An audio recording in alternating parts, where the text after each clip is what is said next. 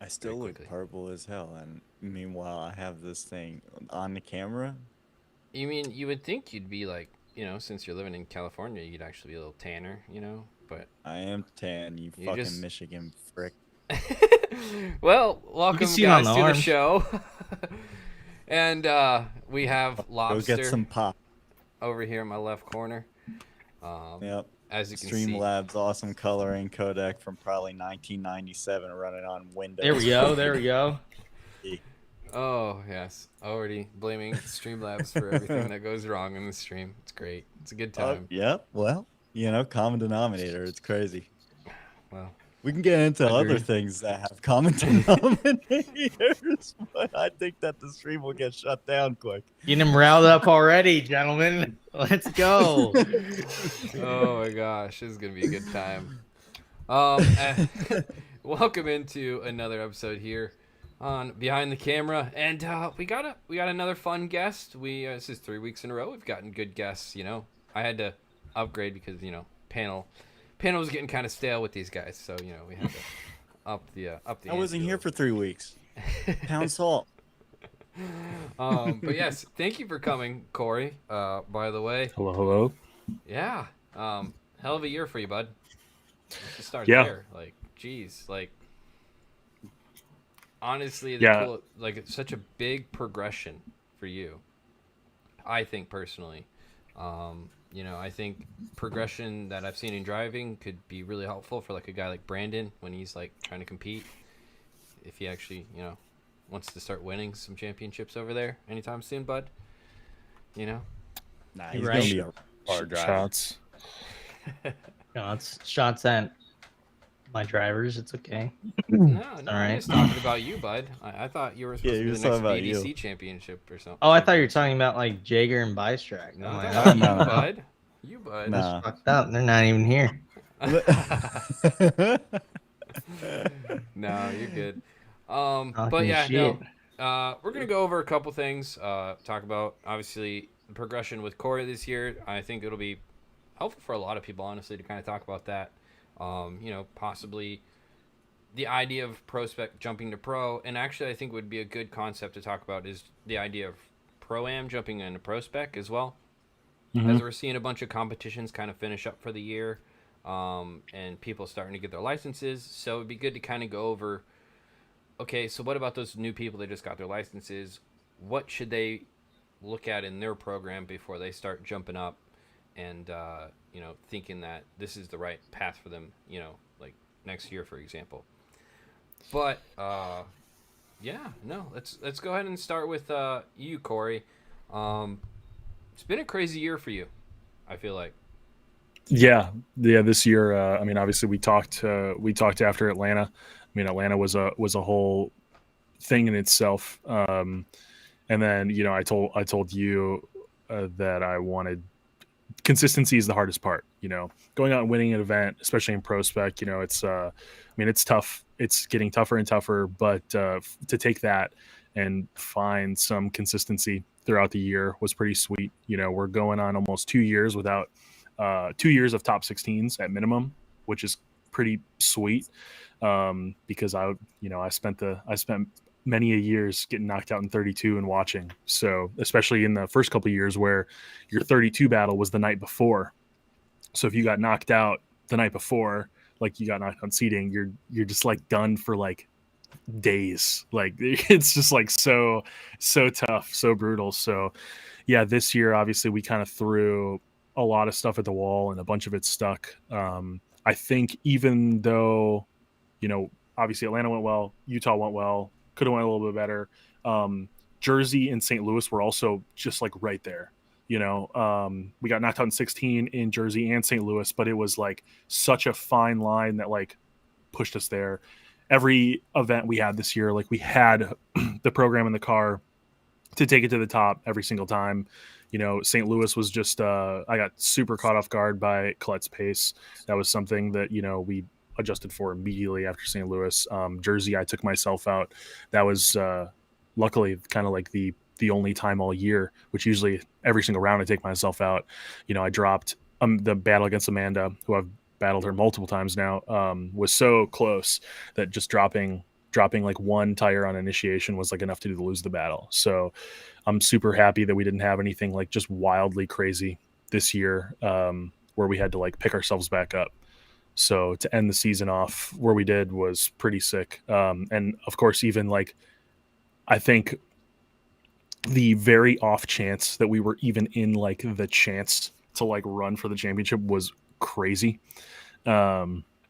That's wild. I mean, again, like in the live stream and stuff when it was happening, there was all these what ifs, but I didn't think we had been consistent enough to like put ourselves in that position. So that was pretty wild. But overall, definitely very happy with like the progression we've made and the couple things we've learned about the car. You know, we've pushed the car now a little bit past the line of where it wanted to be, and it showed a couple things, you know, at the end of Utah. But you know, it's something we can easily kind of like wrap up and move forward into next year. Exactly. And you kind of, I think what you kind of progressed to was now you brought the level of the car up to where, you know, to that next level. Because at first, I feel like you were trying to bring your driving level up to the car. And then once you got your driving level to that, so now you had a car where now you can start to push. And that's kind of what I understood that like you guys decided to do in Utah was you started to now push the boundaries of the car since your driving level was at the car level now. Yeah, 100%. Go ahead, Herbie. Consistency, honestly, now. Like, I think that your driving skill has always been there. Now you're just consistent, ultimately. Yeah, we went through something that I think a lot of drivers go through, and I hear it for a ton of people, is that you know, people think that they just need to drive better, which is, you know, we all can drive better all the time. That's never not the case. But people, like, if the car handles like crap, and they're like, no, I just gotta drive better, and they keep like ignoring and not making adjustments, making big swings. And that's something that we did this year, opposite of like, look, we approach practice completely different, in a sense. And Brandon, you honestly know this better than me because I'm not in the spotters tower, but we never, other than a couple laps in St. Louis, we never struggled in practice. We were never figuring out the track in practice. That's like a big thing that we tried to approach, is that we were figuring out the car, you know, try to making it like better.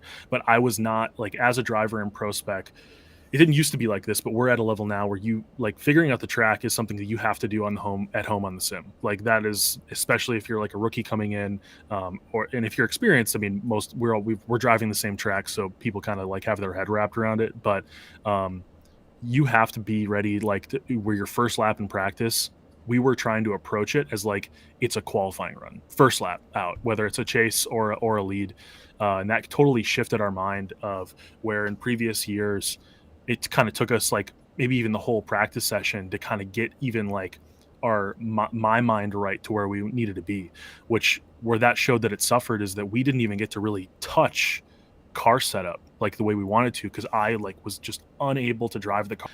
I lost many battles my first couple of years because I was just like, I lacked a lot of aggression. You know, I've straightened up in chase and stuff like that, where now like a clutch kick would have fixed all of it. Like I mean, there's lots of things that happen that I don't even have a full explanation for, about mistakes that I've made in like my driving. And this year we just totally kind of flipped of like, we did enough testing to kind of have a good idea of where our car was at pace wise, and I try to learn from a bunch of other people. You know, I've seen the Shanahans talk and Adam LZ and stuff talk about their programs, and kind of realize that we all try like wild setups, but for the most part we kind of end up somewhere in the same setup range, even for like different range of tracks.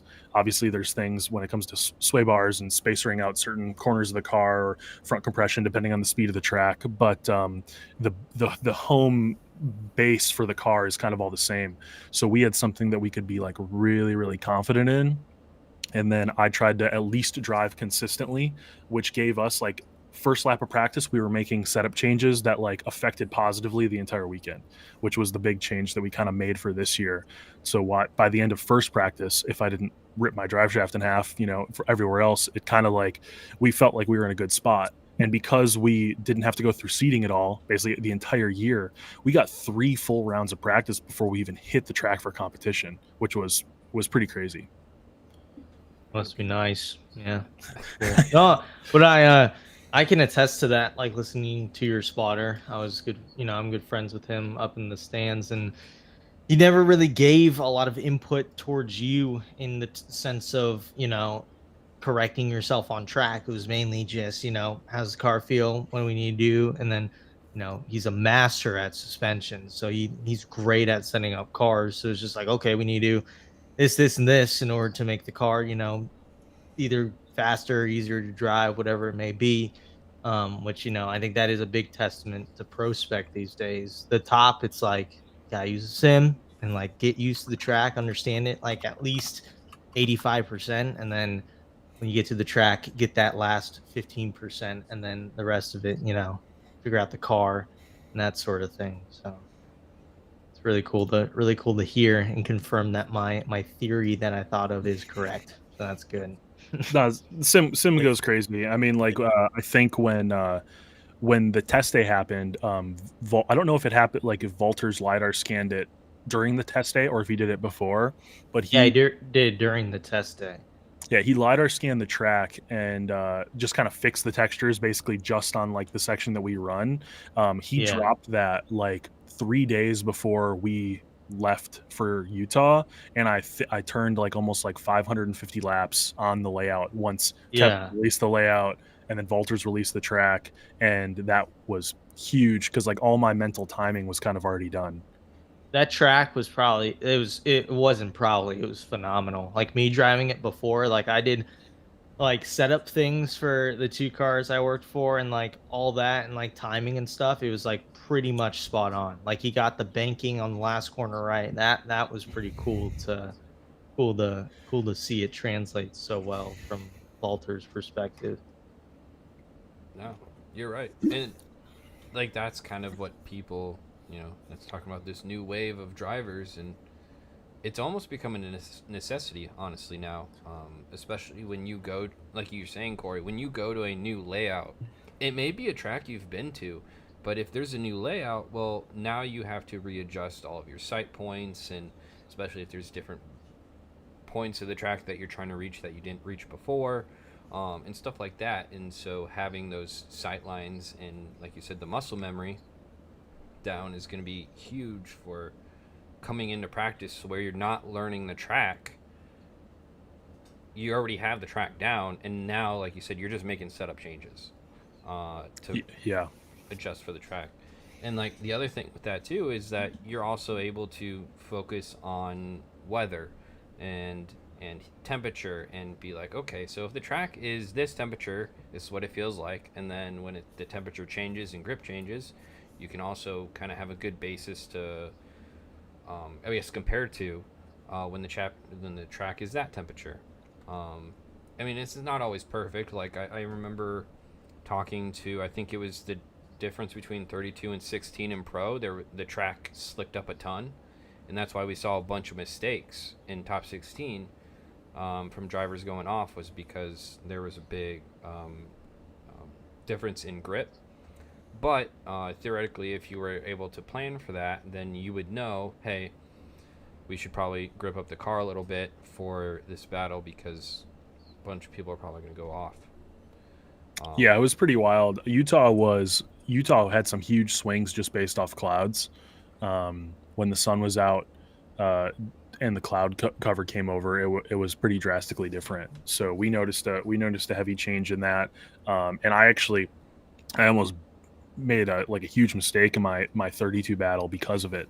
I basically all the way through. Luckily, Chris Leonard behind me had I was carrying so much speed from 2 to 3 that it like created such a large gap where my mistake got a little like smoothed over.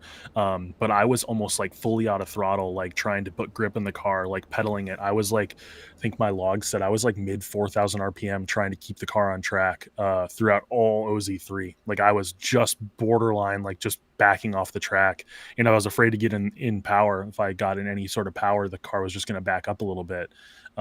So yeah, we massaged it to there and we came back in. I was like, put all the grip back in it. Like I was like, we joshed around a little bit, but like we put all the grip back in and was just on kill mode from basically like 16 on, which 16 was I did get a blessing with Willis because I totally got lost in the smoke and went flying off track. But luckily Willis went off at the same time. But it was definitely a pretty wild thing. The smoke at Utah is probably the only track where the smoke's actually relevant in the ProSpec field. I feel like every other track actually it's almost kind of null and void because you can either chop line enough to be out of it, or it's just there's such a crossover transition where you might be in the smoke for a second, but you're like completely out of it. Utah is definitely extended enough, like in between zones where it can be pretty gnarly. And I will say like 100%, like all of my transitions that happened to Utah was 100% like just muscle memory timing from the sim.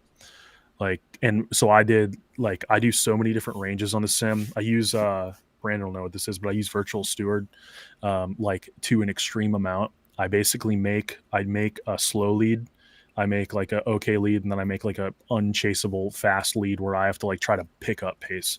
Um, and I spend like a bunch of time chasing all of those.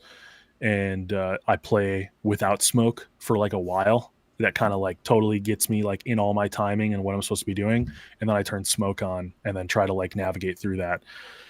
Adding smoke on the sim, realistic. I mean, it literally makes it probably like 6 times harder to do like close like transition tandems and stuff like that. And that's all like literally I could almost attest all of the success this year to my team, of course, like Darius and Jelani, because we most of our adjustments were suspension. Every single year prior to this, we've like, we just gearing and air and like sure we adjust some stuff, but that's about it. We almost didn't change air like all year. Everything was suspension adjustments on all 4 corners, and air was the last resort of like, hey, we need like a little bit extra or a little bit less. And then like, so basically those guys, like me giving them full reign to just full swing setup at the car, and then me like spending a bunch of time in the sim totally translated into this year. And a big thing was also just making like big changes, because obviously we're talking about like just in a whole about like how progression happens, and how we like got here from not even just like this year, but this is my 5th year of ProSpec, and when I think of like the whole line of progression, we come to where I was making super small changes and being inconsistent as a driver to here. I was like, I don't care if we go out with the next practice with a completely different car. I think all of I come from like circle track racing, other stuff. That was a very common for us where we would do a full swing setup change in the car, and like just the simple theory was like, I am going to drive into that first corner like it's going to work every single time. And that's just what we approached here with drifting as well. It didn't matter if we changed gearing, it didn't matter if we totally changed all the like added a bunch of anti-squat, took it all out, whatever. I was just going to pretend the car was going to work and play it from there. 100%. I mean, and you could kind of see it this year, the progression. And the big thing with ProSpec is it really highlights the people that can do the run every time over and over again. And I think Utah was a great example of that. I mean, that's kind of the hard part when you have, your championship, but like it was opened up to you because it is ProSpec, and like the mistakes are made in ProSpec where you had like all 3 top guys and I think they took themselves out of their battles, Yeah. Yep. And the guy that ends up winning all of ProSpec is probably the most consistent driver of the year in Cody, so like it's like you said, ProSpec is just making the run, consistent run. And I mean, like you, Cory, like you had mentioned, like I didn't think about like the cloud coverage and how that could act. Like, I mean, I felt it on my face, and I adored the cloud coverage when it came, but I didn't think about what it would do to the actual track. And even then, like it was portions of the track for durations of the time. It wasn't even necessarily like the entire thing.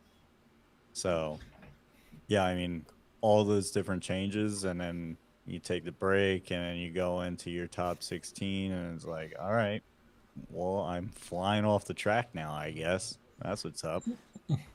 So Yeah. But I mean, the fact of what you were mentioning about using virtual steward like that, like that's probably as far as we've heard the most useful way that anybody has used the sim to this point that has mentioned it. Now, I'm sure that there are other people that do it, but Mhm. you're the first one to actually mention that you do use that, and it's impressive. I mean, it makes a lot of sense. Yeah, like the AI online is good, but like you just learn that muscle memory of a consistent run that's supposed to be perfect, so called. So like, yeah, you're gonna get better, but at the same time, are you just remembering or are you learning type style? So Oh, for sure. No, yeah, that's a good way to put it. For sure, is if you do the same thing over and over again, you're definitely gonna like, yeah, you're gonna create some sort of, reaction to an action, but that action is too consistent. You have to create some sort of inconsistency, like, I mean, and it's tough to, always find time to drive with people, and I don't want to always basically just resort to trying to make a ghost work, which on most tracks doesn't work. Or it's just kind of like tricky, or just finding people to drive with. You Yeah. know, it's Well, tough. I mean, when Jeff Donati ran FD, we drove a lot together, uh, but it was the same thing. Just lining up time. Most of my sim time is spent from midnight to like 2 a.m. So it right, doesn't really work with people usually. right. Phil asked, can you explain what virtual steward is? Oh yeah. Virtual Steward is an app you can download. It's just like a program where you you go in a seto on the track that you want to run, or like basically tandem with yourself on, and you just make a run till you are happy with a lead, or kind of whatever you're looking for, and you save the replay. You can then import the replay into the virtual steward program, and then select a part of the replay, and then basically start your own like online server, like a LAN server with your ghost. You can add cars to it and stuff like that, and then you can join that server, and then you just set up like in the chat box you can like start and reset. I set it up on like my stream deck where I just press a button and it resets the ghost. So you're basically setting like a lead run that is just continuously like gonna it's gonna pull up to the line, leave the line, run on a lead run, and then you press reset, and then it run it again. So when you run your lead, I kind of like give myself some time to like get lined up at the gate, and then on like a ghost, there's like physical, like the car has physical contact and everything, because it's like an AI in a server. So what with virtual steward, you're able to basically get literally unlimited tandem battles in with yourself. And the thing that you can do as well is you can give yourself really crappy leads. Like you can do weird stuff. You can initiate slow, initiate fast, transition lame, and then try to put yourself in scenarios that suck. Probably the most helpful one was actually drifting Utah slow, and then trying to figure out how to stay and drift. I would put the lead car set up in virtual steward, run like a really slow run with like low gearing, and then give myself like 150-mile-an-hour wheel speed with like a gripped up like car, and then try to like stay and drift behind it while still like it being somewhat smooth. Dog wants to play fetch. So that's what it is, and it's free online. You just search virtual steward. I mean, Brandon's probably used it probably more than me. I actually never used it. That's crazy. That is I so just crazy drive to with me. people. Yeah. I have no friends. Um, No, I mean that is cool though. Like, because I've seen obviously the AI stuff in the servers, and like you said, it's the same thing over and over again. So you can get good at chasing that, but like the reality is that's not necessarily what you're always going to see in FD, especially in like a ProSpec battle. I think it would be cool if FD, obviously they're becoming it's inherent, and like you see it every round now that sim magic's a part of it, but they're getting bigger in the sim world. Like they should have, I think, basically like how VDC does their own server with a private code that only the FD drivers can go into and practice with other FD drivers. I think, I mean, at this point, 50% of the field from pro to ProSpec, I think, has a sim. So, I mean, why not just make a hub for them at a cost of what, $20 a month, if that? Yeah, or even free, or like a Yeah. before the track thing, like before the round, like have like a breakdown. I don't know. Someone in this call used to do that. But like a breakdown of the track, that sort of thing, that would be cool. But I know FD uses like they're using the sim more. The s- I'm not gonna say Don't anything, say it. but Don't say it. I know what you're gonna it's say. yeah, Corey knows, but yeah, it's they're using it more, which is good. Which is good. Mhm. Yeah. Well, I mean, I feel like it's an opportunity for FD to get more people involved too, even if you have a public server um, dedicated to. Obviously, there's public servers that people can go drive on as it is, but there's not like an FD server, correct? No. This is the tricky part, in my opinion, about that. And Phil, I just see in chat brought up a good point. Is like there are people who do, like, before FD rounds, they host servers like at the next FD round, which with usually VDC cars, I think, and that usually is good for people. I guess it just depends like what people like driving. I know some people, there's a bunch of people that like certain cars and certain things, which so they end up setting up their own server anyway, or running on like a buddy server or something. But yeah, I believe this is a total side topic that I Yeah. think is super relevant. Someone brought it up on like the Seto Drift forum on Facebook, and I think I like resonated with a lot. The amount of servers when you like search drift or anything like on a Seto is like ridiculous. There's like thousands of people like hosting drift servers on tracks that no one wants to drive with car packs no one wants to drive, and then you have like literally 4 servers that are like maybe semi-populated on the same tracks that I used to drive 12 years ago on like a lot, my Yeah. Thrustmaster sim.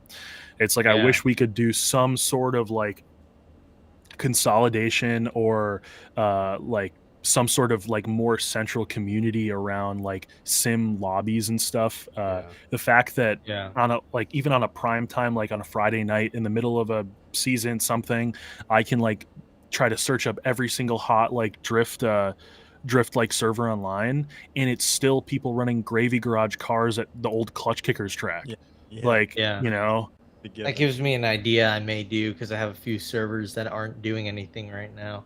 But 2 points with that. The FD point, I would love that to happen, but the big thing for like in my head is legality because a lot of these cars that are in like Assetto, they're like not from the game originally. So if FD's promoting it, like it could be like legality things. It hasn't happened yet. Like That's why I said like a private type thing, yeah, yeah. rather than a public, because like ultimately with a public one, it what cars would they use? Like at least with a private one, like if the driver wants to be entered into it, now they can submit their car if they have their own car. If not, they can submit the car that they have a license for, and if you don't, then you don't have a Yeah. car inside the server.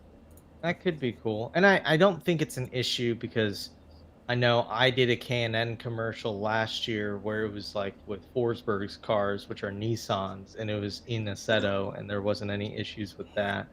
Um, and then the other thing, yeah, like the big people that uh Phil mentioned, that's those are the like it's like they have so many servers and they just populate everything and it washes everything else out. And it's just Gravy Garage on Clutch Kickers or Brooklyn Park, and it's like I don't want to do this, I Yeah. really Yeah. don't want to do that. But you'll have like myself included, like you'll join one of these tracks or whatever that is a good track that's relevant, potentially for FD or Drift Masters, whatever it might be.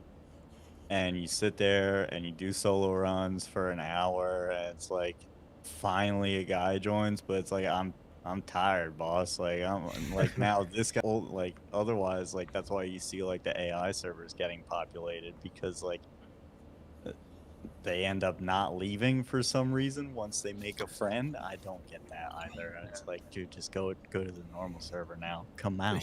Here now enters Virtual Steward, where you just drift with yourself. Exactly. I mean, you could With even a take clanker, dude. with the clanker. Yeah, you can take out. You know what I'm gonna do? I'm gonna make Cody's car in the sim, and I'm gonna do a lead run, and then I'm just gonna spend the next like 4 hours in virtual steward just crashing into him. But I think one thing, and this is just for me again, I don't know, maybe other people can like feel the same way about it, but I do have a really good group of people who always offer to drive sim with me. A lot of the VDC guys, Anton literally beats me up all the time, like, oh, let's drive, but they don't drive realistic, and like they're great. They're like literally some of the best sim drivers I know, but it's so hard to like get tandem practice in with them because I'm like, Anton, why are you so incredibly faster than me? Well, he's like, well, I'm running 160-mile wheel speed, shifting every single corner, driving, with some insane setup. And I'm like, it's sick. They're the sickest runs and it's super cool, but it's super separated from like where I try to make my car feel like realistic, at a realistic pace with realistic gearing, which I definitely know that like the sim cars can get pushed a lot further than that, especially depending on like whatever tire setup like the people are running on their cars and stuff like that. But it's definitely, that's where just drifting with anyone in general, not even just people on like random servers, but even drifting with friends, depending on where they come from, what kind of sim driving they're doing, it's just like completely different. I also have sim driving is inherently extremely aggressive. Like the tandems are actually insane. So what I come across a lot, I have two guys who have been super helpful in my sim practice last couple of years. Damien and Dom, two guys from the Northeast, who they made my car in Assetto and stuff.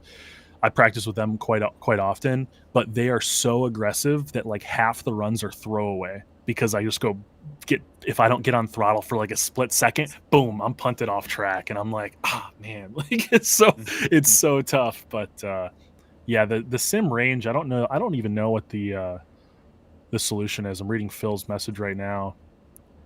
That 100%. No, what he just said is literally 100%. Because people on a bunch of the servers are like not very consistent, especially if I'm like trying to practice on a track where I'm like doing, like Herbie just made this point, I'm like laying tons of laps down, being super consistent. So now I'm trying to tandem with people, and maybe they're not finishing laps, maybe it's something, and then yeah, you're right, you end up just leading, like. Yeah. Especially if it's someplace like Lime Rock or something where you're just trying to get like tandem practice in, you're just leading for like I feel like it's hours. Yeah, like there's many a times where like I'm 1-1. I don't care, like if I completely mulligan it on the first entry, then I'll go back and I'll do another one. But like I lead, then I try to chase. But 9 times out of 10, it's like 9 leads to maybe 1 chase that's going to get botched halfway through anyway. So it's like I have like 10% chase experience compared to the rest of my time on a setup. Devil's advocate, does that not like, do you not want to, I guess, get to that, I guess, like insane, like precision, like, or like quickness on the sim? Like, do you just have no interest in that, or what? Just out of curiosity, because I know like Hiroya and Ryan Literal, I think those two are the best on the sim for FD drivers right now, and it's like they can keep up with all the sim guys pretty good. And Ryan's won virtual drift championship like a round before. And there's that. You're totally I get right. There's like that unrealistic sense, because it's true. You could do some really risky things, and you don't have the risk of riding your $250,000 race car off. And when you transition, you can go as close as possible. And if we get technical, like how the bumpers and the doors work, like if you're like if you're rubbing against someone, and if your tire can go like basically inside their door, it like looks like the illusion, because it's supposed to mimic like a carbon Kevlar door that like bends in, but it's not. Anyway, whatever. It's just, I don't know. Is there no like interest in doing that sort of like level of things? I'm just curious on that front. 100%. Honestly, like there's nothing about it that actually inherently, like in my mind, is wrong at all. I'm not interested in it. It's literally just a higher level than I currently am at the sim. I tried to run like CNDS And I could lay down like, you know, which would like a qualifying level run and qualifying level chase, but my consistency on the sim just like isn't there. Like I think I'm really good on the sim, but they're just another level. And I do think like you drive with better people, it pushes you to do better and stuff like that. I totally agree with that. I think it was, at least during the season, it's just one of those things where the practice just doesn't feel great. And again, not saying that it's not valuable, because I think driving with a real person is super like relevant, because they make like there's variables. I want the human variable to tandem with, because the human variable is what you're going to see in real life. But luckily as well, I've been driving long enough where I can like kind of create like the false like variable a little bit, because most of it is like a lot of muscle memory or what to do in a reaction. The professional level of sim driving is sick, and I can like, I guess there's also like another thing there in my mind of when I drive with like Anton and Zach and those guys, I tandem fine. Honestly, like I feel like I can almost compete at that level. I mean, I talked to Craig about it. He's like, well, technically, if you like have your pro license, you could just come run VDC and just try it. If you don't qualify, whatever, just send it.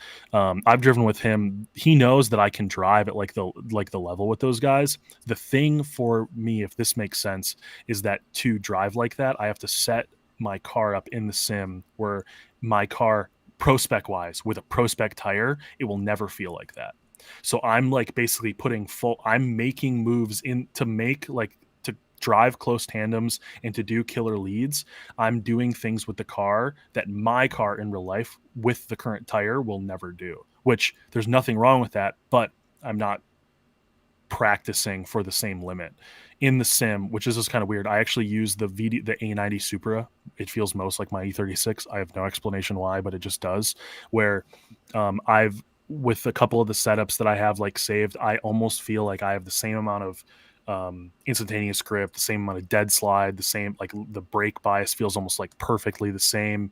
The power band almost is like perfect with like turbo at like 80% or something like that. And I pretty much just leave like air and then adjust the gearing. What that gives me is literally almost a 1-for-1 of how my car feels.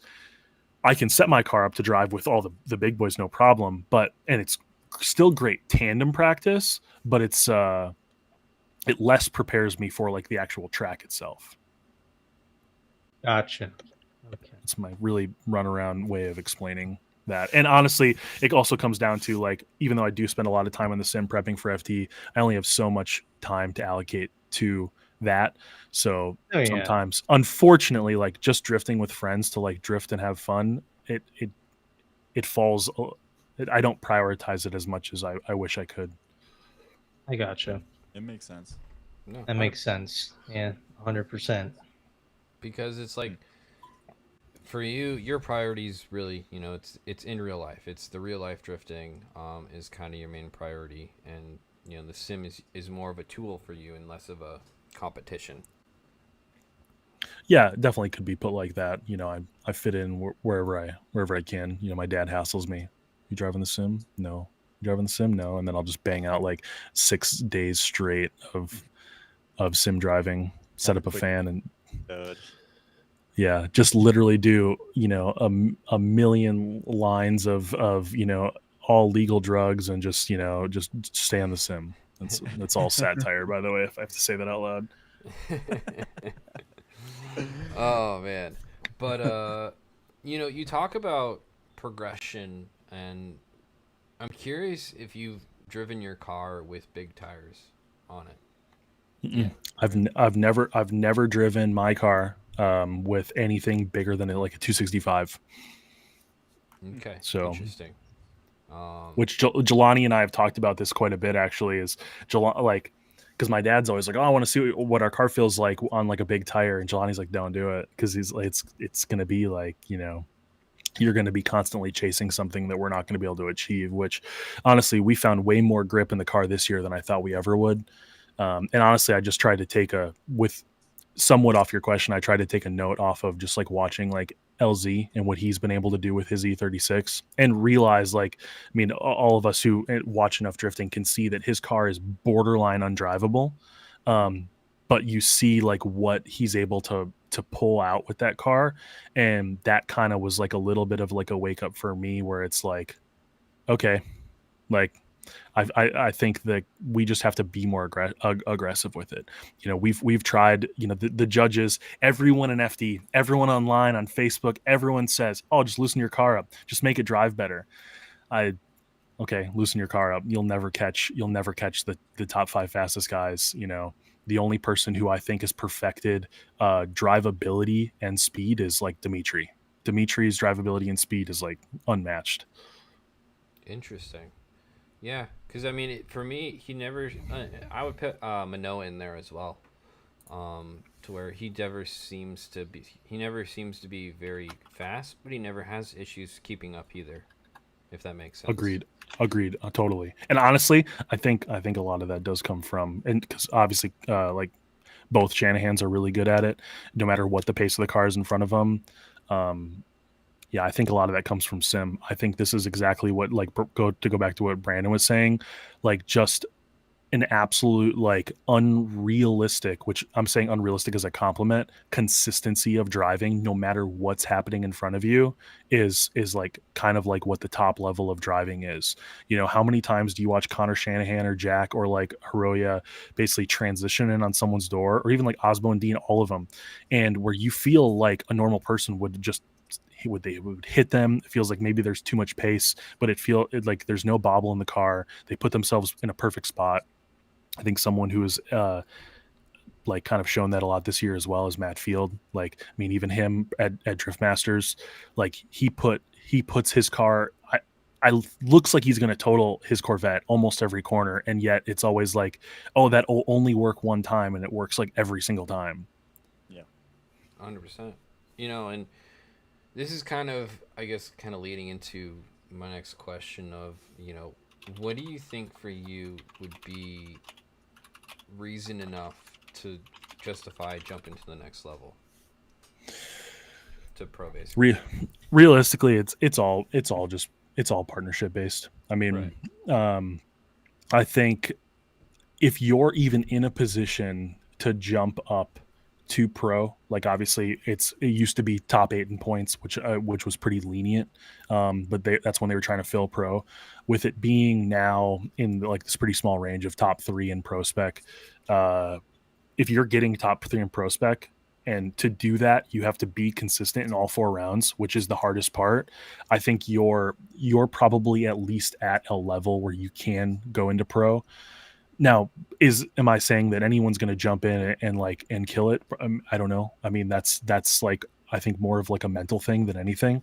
But I think what allocates it more, and my dad's a big proponent of this. This is the same thing from Pro-Am to ProSpec, from ProSpec to Pro, is can you do it for more than 1 year? You know, having some holy, you know, Hail Mary year that you're going to pull out of your ass for pro or ProSpec, I think is a little bit unrealistic. I think I think there's people that 1000% can do it. But I think that to give yourself like a fair shot, I think you have to, you know, try to build a program that you can, you know, that you're going to be able to run pro for like 2 to 3 years. I think that's where it lets you get your feet wet in kind of what's going on. It gives you a little bit more time to like step yourself up, and also create like the entire brand and business or like around yourself. And I think that same thing goes from Pro-Am to ProSpec and ProSpec to Pro. I mean, I myself, I think is a good example of, I jumped into ProSpec, and I didn't know how to drive. I mean, I'll be 1000%. I started drifting in ProSpec, literally barely my like 3rd year of drifting. So I had so little experience in so many scenarios, and drifting in it showed it, but it elevated my driving very quickly, obviously, because it was, you kind of like had to, and there's always that fear of like I was in the range of the fear of like, oh, if I finish outside of like 32nd in points, I have to like, I don't have my license anymore. I have to like petition in, which is like crazy. That, I was that like for years worried about that. And it's just getting out of your own head. If you think if you could do anything for a year, and you knew you had to make it happen that year, or maybe you were barely making it happen, especially financially, I think depending on the person, that mental stress and strain of financially extending yourself, extending relationship with friends, potentially, your job, if you quit your job to do it, to be gone away from 3 months, or however that works, that might just completely overwhelm your ability to perform. And I think, honestly, I think there's a little proof in that in some of the people who have moved from ProSpec to Pro. Obviously, everyone has different financial situations, but we've seen a decent wave of people that have went from ProSpec to Pro that are have a pretty good program around them, and I think they've adapted and assimilated into Pro a lot better than we've seen some people throughout like all the years that are maybe a little bit lower budget, a lower string. I think you can do a lot without budget. I mean, Cody Buchanan is literally one of the most stressed out people that I've ever met. Before Utah, before basically, when we were sitting at the autograph signing at Utah, he was like ready to just go like leave the track. He was in such like a defeated state. But his, like, when he puts his helmet on, he transforms into like a different person. So that's how he's able to pull that out. But we look at, people like Austin Mata and like Connor O'Sully, and even like Stuckey when he jumped in, these guys who have good programs around them where they're maybe able to wipe a little bit of that stress of like making it happen out. They drive really well out the gate. And I think we see people who are capable of driving to a high level, like Mike Power is like seriously one of he's one of the better drifters that I know. He's so talented, but he had to build his program like himself. And I think, unfortunately, like riding off of a car a couple times, it's just crazy. Like how do you go send your car full bore into the next corner knowing that you can't afford to fix it? That's the situation that I've pretty much always been in, which that's something my dad had to literally break into my mind of like, look, we're never going to progress past like a top 16 driver if you don't just like let go of whatever you're holding on to that's like holding you back. And I think that all relates to the jump up from Pro-Am to Pro-Spec and from Pro-Spec to Pro. 1,000%. I mean, we lost, I think it was 11 drivers last year, based on, a lot, I assume it was financials, in Pro.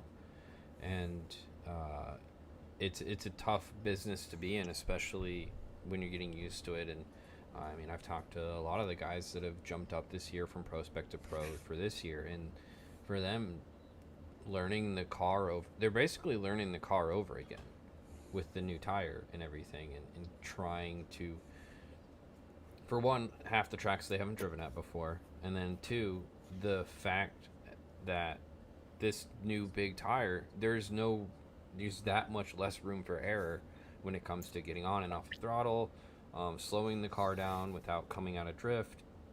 Like, all of these different elements is just that much more pumped up, and tripling your budget basically. Yeah. And the thing is you have to, I feel like a lot of drivers, unless your name is Manoa or Connor Shanahan, like, it takes a year to figure out what you're doing. Even in ProSpec we see that. It's very, very rare that a ProSpec rookie comes out and is like on top of it, Rookies this year were killing it. Colin Zielinski obviously did super, super well. Jerry killed it. But I think it all relates to attitude, or two main things, in my opinion: car and attitude. The people who were able to be consistent, their car stayed together. That's like literally one of the biggest things is can your car handle like the level of what we're asking it to handle, and then attitude. Colin Zielinski as a Pro-Am guy, and Jerry, their Pro-Am and like their seat time tracks that they drive at are bigger than the FD tracks, which totally changes like how you enter something. Getting a pro-am license in a parking lot versus getting, sure, getting your pro-am in a parking lot as well, but like then on top of that, running like 8 rounds of grid life at a massive track that where now these huge entries and high speed stuff doesn't really maybe like scare you or shock you as much, and you already maybe have a little bit of data on the car for what feels safe and handles right. The rookies this year were intense. I mean, Colette, I mean, all these people, and they don't just have like good attitudes towards what we're doing, but they also have like good people behind them, good car setups and good car builds. We've kind of gotten to a point where all the cars are pretty intense. I think they're all similar level. I mean, I know my car for one is basically Dylan Hughes E46. I mean, I think he's spraying a little bit more nitrous, but we have the same engine, same turbo. I mean, same everything else. I mean, at that point, quick change in dog box, it might as well just make the cars the same. He's just running bigger injectors and more nitrous, which we're probably going to next year as well, regardless of what we move into. And a big thing in the whole scheme of what you run in drifting is a lot of these guys. I feel for a lot of the. I've talked to like Matt Schulman, who I believe all is he's trying really hard to get his license, but luckily he does have like a series a little bit close to him. But like if I was to go run a pro-am round, it would honestly almost cost me the same as running ProSpec. Like, it's not like people are running pro-am in like lower level cars. They're all kind of at least baby base, like 450, 500 horse, like even like LS swap cars, where you're still probably, maybe at max going to do 4 runs to a set of tires, and you could probably get more, but are you going to risk it? Are you going to risk going out on a battle with like that used tires or like things that have heat in them or something like that? Yeah, and a lot of you can run some stickier tires as well. Yeah, that's a tricky one. I mean, I got my license. I went to the MDU shootout, however many 7 years ago now.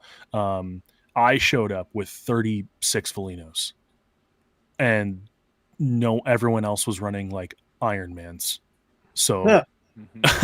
I mean, we bought our license when I paid the tire bill, and then we started.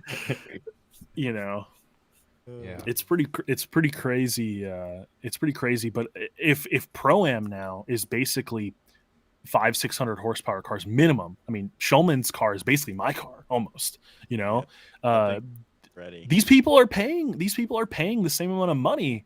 Like for me to like, obviously I have a little bit more logistic and team cost, but it's fucking expensive. Like no matter where you're going. So like, and my dad and I have talked about this many times because obviously we went ups and downs with FD. Like, do we run? Do we not? There's nothing else. Whatever. Clutch kickers was big for a bit. Whatever. But then obviously that all changed. But we're like, honestly, no matter where we go, whether we run grid lives around the country or run FD, we're spending the same amount of money. We're spending all of it basically.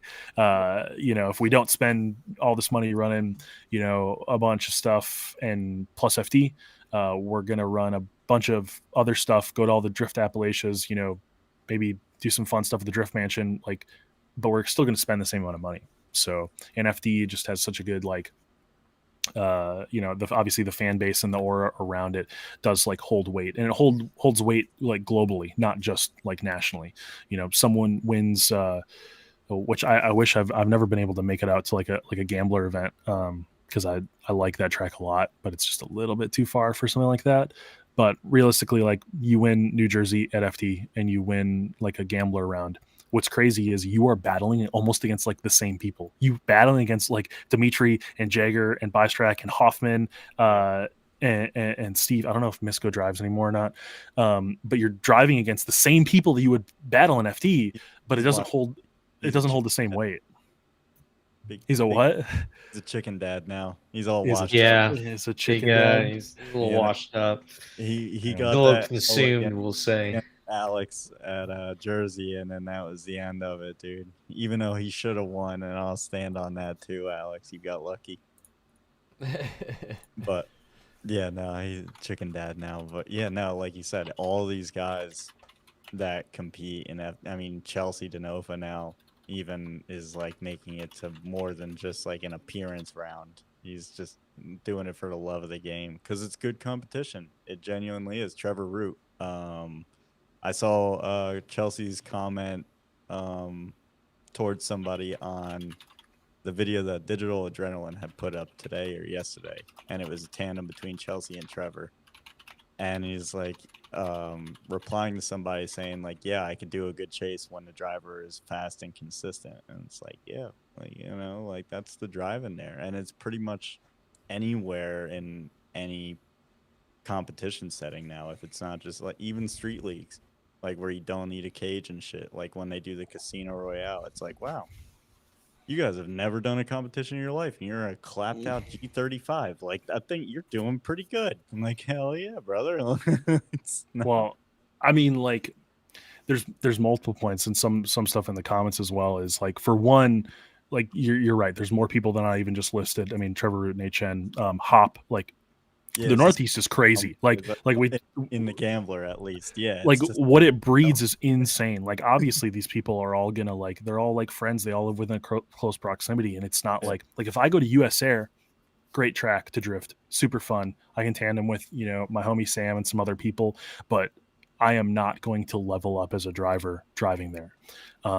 Going to, if I lived on the East Coast, you know, and I'm running clubless events, I'm gonna level up as a driver. You know, even if not from just driving with better people, from the sheer pressure to not look like an idiot in front of a bunch of people that you like are good and you admire, like you're gonna like be forced to level up as a driver. Second thing, this Tim Simon, like I know exactly, this guy's saying he runs US Drift in a S95. I watched I know exactly what car you're talking about. I watched I believe it was you. I watched the whole last US round of drift. And it's literally all Corvettes, which is pretty sick. I mean, honestly, Corvettes like take over Pro-Am, but you're 100% right. The only thing is like the track. The track's still tough. The thing, and maybe this is maybe me going off to the left field a little bit, but the tracks, like with that stuff, doesn't have a lot of consequence, and maybe that's a huge factor with the step up to like from any sort of Pro-Am to ProSpec. Depending, I learned how to drive a lot, did a bunch of tandem, but my car was never really at risk. I hit a couple cones, and that was pretty sweet. But pretty much every track that we run now in FD, if you're off by like 2 feet, like there's a chance that your car's gone. And I think I didn't even think of that until I like saw that, because he's just saying like, you know, we're running like a pretty competitive drift circuit in Florida, but like our cars are not making the power that like I initially thought. I know Shulman's making a much power, but yeah, the biggest thing that's always going to be a gap, and I'm not necessarily hating on like learning your license in a parking lot at all, or like an airstrip, or where you guys are part of like a bigger track. It's literally the consequence.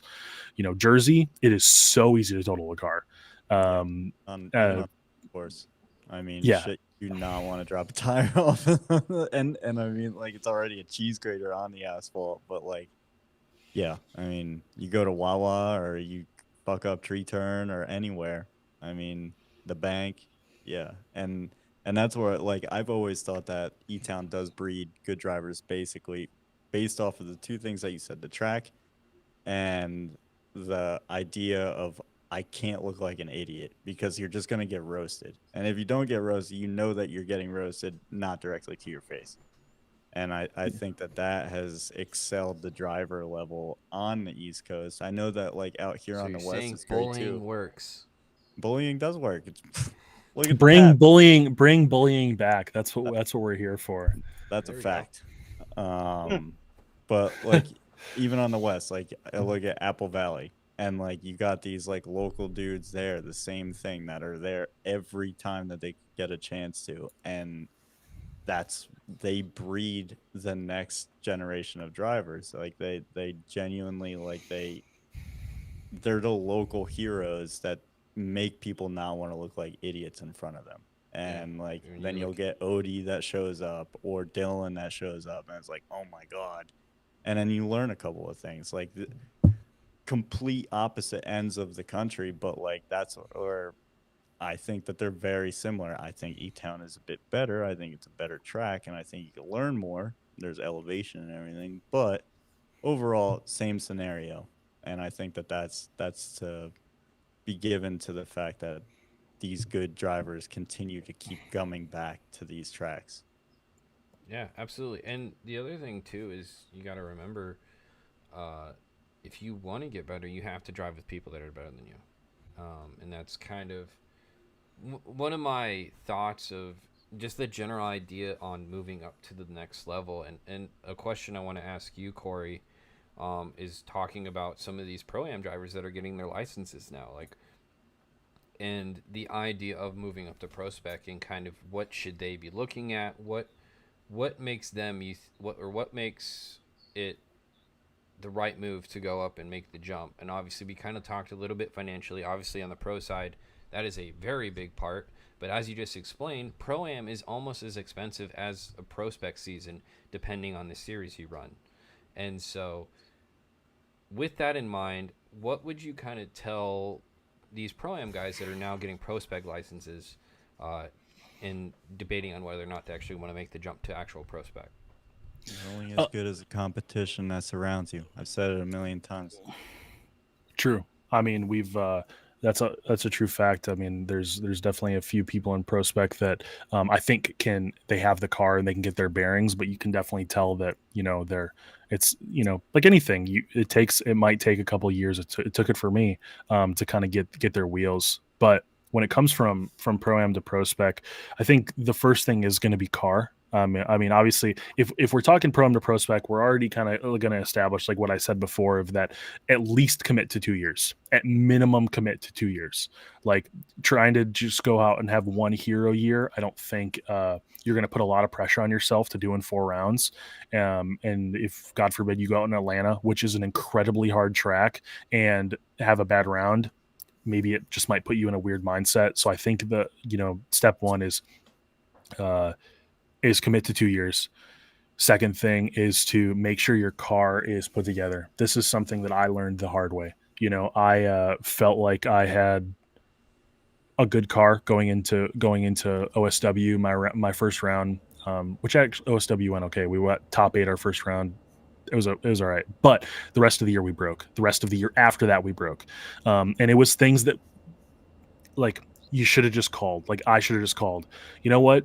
I have a sweet Garrett G35 turbo. I'm making a bunch of power. It's bolted to a CX Racing manifold on my 2J. You know what happened? At Irwindale, my wastegate literally fell off my manifold, which would have put me into top 16 because the person I was battling messed up. I had nitrous blowback, and it blew my eBay intake manifold apart, which I was not smart in my first build. We should have just been running stock intake. I wasn't. I was running a sheet metal intake. It was made by a guy in the US, but it was, and I had literally blew like an 8-inch crack in my intake manifold. I ran couplers. I run all Vangent clamps on all my intercooler piping. I ran coupler, blew 2 couplers, lost 2 rounds to that. Ridiculous stuff over and over again, which it was basically like, if it's the cheap thing, it'll fail. A plastic clutch pedal in an E36, kicked that right around the stop, got stuck underneath the stop. Actually didn't lose the battle to that, was able to kick it out while I was still on the bank OSW. But like all this little stuff, I think there's enough literally danger to manifold, except my floor plan didn't fall off. There's so many things, especially if you, even when I was, my first year of pro spec was completely different than now. I would love to look at lap times, even at Jersey, that we were turning our first year we went to Jersey till now. It has got to be like ridiculous, because a lot of our ProSpec times, Brandon, maybe you know this, we're pretty like some of the top guys, we're close to pro. Like there's some ProSpec people that are, we're maybe within a second of some lap times of pro, like at a place like Jersey, which was not at all the case like years ago.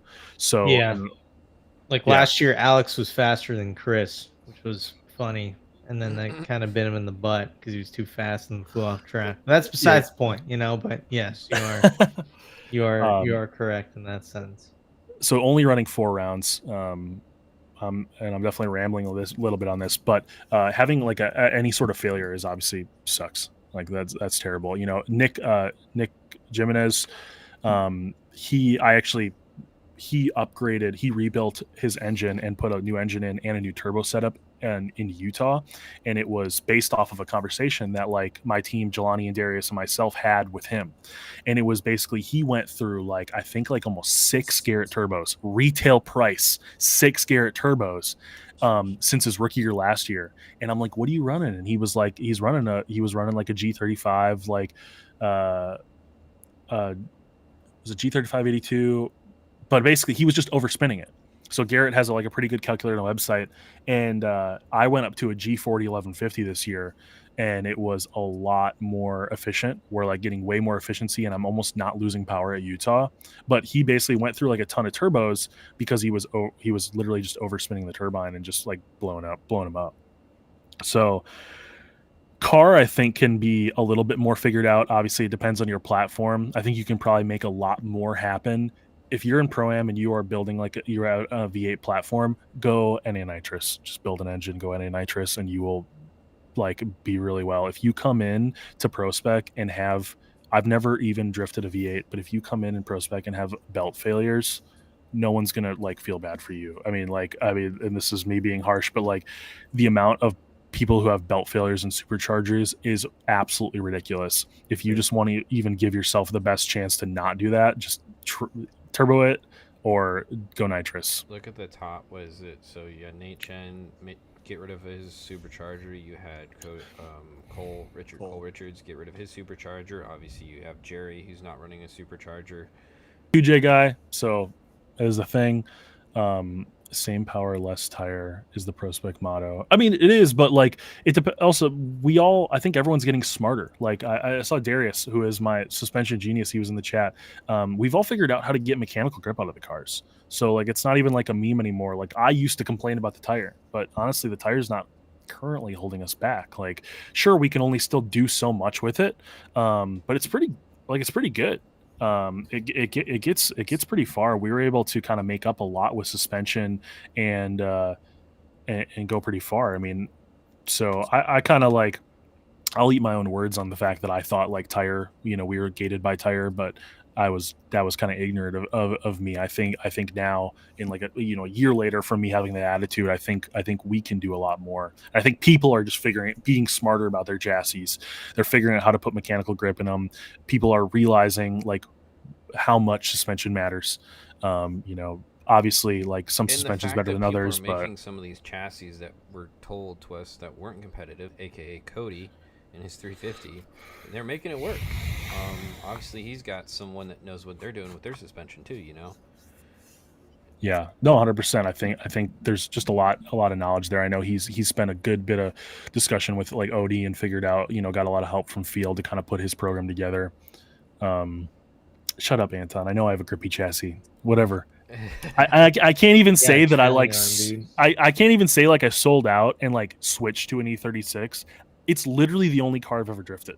So it's like, it's just, it was where my roots were. But on the whole topic, back to like the Pro-Am thing, team is relevant. Like, you need some people around you. Some people, I've watched some people pull some crazy stuff up. Blake Olson is literally the pinnacle of doing it solo. I mean, him and Michael, and maybe his dad shows up, and his wiring guy from Vegas. I think he's only ever had maybe 2 people with a hard card other than him, like Max. Wow. And Blake. We all know that like Blake Olson performed at like an extremely high level, basically at all the years that he was able to perform. So I think, but the people that he had were extremely high level. Now, I don't think if you're coming from Pro-Am into ProSpec, not saying that you need to pay like a specialist or people like, to have like a ton of knowledge, but just like how, Jelani kind of found me through Corey Misko and all this stuff, and I was able to build a team around like those people. Find people and make friends like in the community. There's so many people who are a part of multiple teams, a part of people who spot for multiple people. I mean, Brandon spots for like 17 people in a weekend. Yep. you can get a lot of knowledge basically just like, and also talk to other drivers even before you make the jump. I mean, I try to respond to pretty much every DM I've ever gotten. I've gotten plenty of questions about driving on the sim, about setup on E36s. Don't feel like you're like on an island that you need to like come up and like prove anything to anyone. Honestly, we've all either been through the struggle or are currently struggling in some like range of motion in like the whole world of FT. So, try to just like use all the resources you have. But at the end of the day, everything revolves around three people or three things. And it's basically like, do you have the car? If you have your license, you either can drive really well now or you are capable of it. Take driving out of the factor and just drive in the sim. And then you have a car that doesn't break. You have a team that supports you and comes to the track for free, hopefully. And then you can commit to 2 years. I think that's like the biggest thing. And start to curate your social media and your partnerships, and I think it can go like a long way. 100%. I know Phil asked a long time ago. I thought it was an interesting idea of like, do you think it would be interesting if they lowered the weight for ProSpec, stayed with the same tire but lowered? I think. Did he ask that, or did he ask? I think he asked if when you move up to pro, could you stay on a 255 and just run the lower weight? Because in pro, you can run 2,600 pounds, which ProSpecs were at 2,900. Right. So we technically have we only have one case of that, right? We have Stuckey. So Stuckey actually he's still on 255s. I'm pretty sure. I'm almost positive. I think it depends on the track. He sometimes. I thought he's on 65s. Is he on 65s or 55s? He might be on 265s. But I do know that he's performed well even on the 255s for the first year, because when he was running Vitor tires, they couldn't get tires. Like, that's why he was able to run. He ran 255s, but Vitors were again different. They were pretty gnarly compounds, more similar to like the gnarly Zestino or like a Volino. But I think it's doable. I don't think they'll ever change the ProSpec, because I know for a fact what other people's cars weigh, and there's no way that a lot of these people are going to be able to get down to that thing. The problem is if they 2,900, why Kevin I think picked that is because it's like a reasonable middleweight that mostly every car can hit. And even if the car's a little bit heavier at like 3,000 pounds, because they didn't go as crazy with fabrication, it's still like reasonable. If they go down to like 2,600 pounds, not a lot of people are going to hit that. Stuckey was able to hit that because his entire car is carbon Kevlar. Everyone in Driftmaster's car is carbon Kevlar. That's not the case here. So what would happen is I could cut a bunch of weight. I just replaced my steel doors with Big Duck Club fiberglass doors. I could cut out my roof and do a roof skin. I mean, I could probably cut the weight out. And what's going to happen is I'm probably going to have like a decent advantage, because I'm going to be able to cut 200 pounds of weight out of my car and run the same tire. And it's possible that someone in like Bystrak's car can't. It's possible that he could get rid of everything and it's still just not enough. Right. I mean, I don't know what those cars weigh, but I would put on it that it's probably a lot. I also know, for example, Cody's car weighs a bit. I know Human's car weighs like 3,300 pounds or something like that. That's a personal choice, but that's a choice for sure. Bull's car was a lot too. That car was like 32. Yeah. Whose was?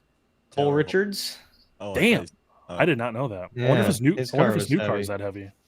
I don't know. Yeah, Alex's car was heavy. Matt's car was very heavy. Very. I mean, doesn't have a choice. It's a Mustang, Yeah. Choice. And that's why choice you get. And that's why obviously like an RTR, what team wants to work with a Nitto team where they have such a massive tire because they are heavier chassis. He was able to definitely take out quite a bit of weight with the hood, the doors, the windshield. Actually, no, he just did the rear. I don't know if he ended up doing the actual windshield, but that's the roof. I don't know if he put that in yet, but that's another thing. So there's a lot of places you could save weight on a Mustang, honestly. Yeah, but then it also kind of defeats the purpose of an affordable series or affordable professional series, which was Well, kind of that the original idea of a ProSpec 100%. series. It's crazy that like just one rule would change this so much, but if you lowered the weight down from 2900 to 2600 with the same tire, it would make it so you basically have to have like an HGK level car. And I'm not saying there's going to be people like I could leave my car the same and probably be okay. I'm not saying it's like a cheat code, but at the end of the day, like it would be an advantage, you know, and some people are going to be able to like promote that. If I can keep the same grip in my car, and like maybe a little bit like less weight and less wear on the tire, I mean, maybe it could work. I Yeah. have no idea how much the I mean, Euro RTR thing weighs. if everybody else was to be doing like a Eurofighter setup or a full Kevlar kit on their car, and you're the only poor guy out there that maybe can't even afford it, you know, like there's clearly an advantage, you know. It's the same thing with like people not getting a simulator, you know, and then now if you can't beat them, join them mentality is starting to like take over because it's clear as day that it helps. It's the same thing. So yeah. No, I agree. And the other thing too is with this series and how it's supposed to be affordable, and I feel like especially when you get to some of these pro-am competitions, I mean, you can even make the argument that it's even more affordable because you're not running Valinos, you're not running some of this crazy grip level in a chassis as much grip, you know, like it's hard to say because obviously once you get to the ProSpec level, people know how to set up a car mechanically as well. So maybe that's not the greatest comparison, but I mean, obviously, and then forcing you guys to run a dog box and stuff like that. It kind of is the idea, and I'm curious if you think, Cory, it is the right way that they're doing it in terms of an affordable-ish series that's kind of, it's still a pro series, but it's not anywhere near the cost to run a pro program. Honestly, I think it's in a decent spot. I mean, there's like a couple rules. I mean, like the pedal box steering column thing I still don't agree with. Okay. Yeah. That is a great. That's strictly just based off of like for example, the Rise Fab, basically Willwood stock pedal clutch conversion in E36 is like almost $400. A Willwood triple pedal setup to put like fully custom billet pieces is like maybe $600. So like that doesn't necessarily make cost understanding. The collapsible like race column, that's kind of like, again, another weird one for me, especially in a scenario where and I know Colette touched on this on the build of her car, but like Colette's not she's not the tallest person on the field. So since she has to base her seat positioning off of the stock steering column and the stock pedals, it kind of puts it in a weird spot. In a perfect scenario, she would have probably a little bit of like an extended column and she would move the pedals back. But because the pedals can't move, now it's kind of tricky. So now I think she thought like she has to put the seat so far forward because she has to match the pedals and then has to hope that the steering wheel isn't like into her, like too close to her. So I think those are just like weird little things. I still don't fully agree with Kevin on those. I would love to put anything, and even if it's not even for a cost, I want to take any chance of failure out. E36s, people break the gas pedals in half. The brake pedals, like, it's just not. I think that's a point of failure that none of us want to risk when we're already building. I mean, our cars are ridiculous now. My car is literally insane. The only thing that I haven't upgraded stock was my brakes, which after having like a brake issue in Utah, I'm putting yellow speed 6-piston brake calipers and switching to dual caliper. Like, so now the fact is, it's ProSpec. Obviously the tire limits us, but the cars are almost the same now. So the affordable part is the fact that it's only 4 rounds. Everything else doesn't fall into anything. I still have a dog box and enough spares to basically rebuild my transmission. I still have a quick change and literally 20 changes of gears. I still have WiseFab axles and spares. I have almost 3 full sets of WiseFab for every single component on the car. That's that. You know, we have spare literally everything. I brought a spare 2J to Utah, ready to drop in. Nick Jimenez actually used our valve covers off the engine, which was because he was on a blow by issue. But so I think the cost savings is really just in the travel, like in the rounds. And this is also something I guess I wasn't even fully thinking about it, but when it comes to jumping from Pro-Am to ProSpec, not that you need it, but just understand that you're showing up to the track where I almost have a spare car in the trailer. Like, and not saying like that's going to make me a better driver having parts in, but it's just like the available. We have all the capability to change everything that we in our wheelhouse. We have multiple spare alternators, multiple spare power steering pumps. We have spare AN lines for everything on the car. We have spare wiring for a few things, all my ignition harnesses, fuel injector harnesses, 2 extra sets of coil packs. I mean, like, it goes deep. Everything you can think of, we have spares of. And that, not saying you need all of that. We definitely built that up over like leading into our 5th year, but you need to be prepared for sure. You know, you don't let accidents happen, especially in practice. Mostly everything that I broke this year was in practice. And it wasn't really anyone's inherent fault. It just was drifting. So you don't want an accident in practice to take you out. You also don't want that mental limit of like, oh shoot, I'm at Jersey. If I hit this wall and I bend my bash bar or like a rear trailing arm or a control arm, I'm like done. Or I have to go try to bum stuff off someone else. Because not everyone wants to give up spares, especially depending on what they have. So you don't want any part of your program to potentially limit like your driving, because if you're limiting your driving, then why are you here? And the only reason I say that in like a harsh way is because I screwed around multiple years in FT. Like, I made the mistake. I didn't put my best foot forward. I didn't have what I needed. I drove below the level that I was capable of because I didn't want to ruin anything and like spend money, like the whole thing. As I watched behind you, Kristaps just sent it into OSW wall. It was like kind of entertaining, but yeah, the level of program is pretty solid. I mean, you have obviously Alex. Even if he doesn't have a direct spare for his car, he has a team behind him that he can pull from. There's so much that happens. I mean, I guarantee if God forbid Alex didn't make a practice lap with his car, he would probably just double duty Chris's car in ProSpec or something ridiculous like that. Yeah, it's pretty wild, I guess, and I've never even consciously thought of it. The class that's in ProSpec now, the people who have been in it for a couple of years, or even like the level of program that people are bringing into it is actually pretty insane. I mean, look at the rookies who came in this year. Look at Colette, who come in with a full-fledged. I mean, lots of car setup knowledge. Dude's really good. You had Jerry come in, full team behind him. Almost no engine problem or no like car problems all year because of like the prep they were able to do.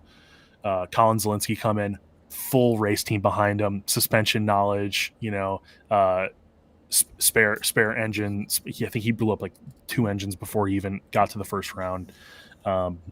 So I don't know. There's just a lot to it. The sport, and that's kind of what it's coming to, though. Too. I mean, this happens with pretty much every motorsport that starts to grow. Is you'll start to get more people with money and more people prepared, and I feel like it'll be interesting to see who's still around in 5 years in FD, because I feel like a lot of people are going to get weeded out. And I think even last year was a big weeding out of people, especially on the pro level, just because it's like it is such a hard industry to stay in at the top level, or at least financially for some, especially to make it happen. And so like the people that are set already, I mean, that's already an advantage in and of itself that they're going to have, and it'll be interesting to see where FD is in 5 years, to see, is it all teams with stackers now? Is like pretty much everyone now with the stacker in 5 years in especially the pro field, or or is it still guys like making it work? Yeah. So it'll be interesting to see where it goes, but I have a feeling that's where it's kind of headed. Yeah, it even goes like just a little bit deeper than that, especially on the ProSpec side, because it does tip the scale of like it's pretty much all I do now. In that general sense, we only run 4 rounds, but every like I don't have a free weekend. Every single weekend is spent either working or building, like fixing our seat time car. It's fixing, maintaining, working on like the pro car, the trailer, the rig, the trucks. It's pretty much everything, aside from. Oh, Oh. bummer. Talk about rigs. I know. All right, you're back. Oh, we're back. I don't know what happened. You're So talking about anyway, rigs, you gotta, there's a lot like maintenance to kind of like go on everything. And then outside of that, we talked about sim time, side hustle, main job, the whole thing, which it's not cheap to do any of this. I don't someone said I don't work asked if I sell Costco hot dogs. I don't work for Nice. Costco and sell them. I said I steal the hot dogs and then I sell them. But yeah, it's all like a pretty intense level. So that jump, and I keep thinking of like things, and it's not a reason not to do it. It's just it's a whole adaptation of life, of like everything that I do throughout literally the entire year somewhat reflects. We allocate time to go to PRI. Cody and I are planning a trip to go to Japan at the end of the year during Fall Matsuri, and then basically any other time you're spent, for myself at least, like I design all my own sponsor decks, I design my own livery, I wrap all my own cars, we prep, we test, and all of a sudden we're in Atlanta in 2026 again. So that's definitely something to kind of like, it's definitely a pill to swallow, because I will say for the first couple of years of FT, I did not take it as serious as I should have.